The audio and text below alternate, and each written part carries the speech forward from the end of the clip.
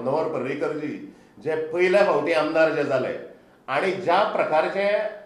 विचारधारा दिश्टीत, मूल्याधिष्ठित म्हणजे value based, issue based आणि प्रिन्सिपल बेस्ड अशा प्रकारचे राजकारण जे तांच्यांनी केले. सुरवातीक तांच्यांनी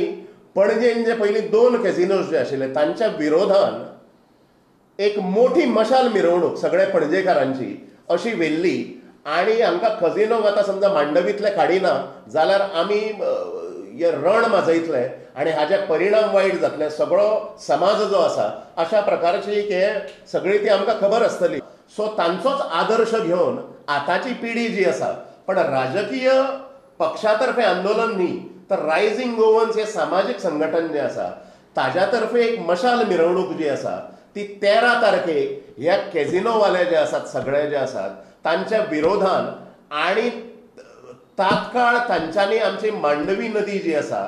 ती खाली करून तांचे रिलोकेशन ह्या सरकारान करचें अशी एक मोठी मागणी रायझिंग गोवन्साची थंय केली वतली. त्या रॅलीचें स्वरूप जें आसा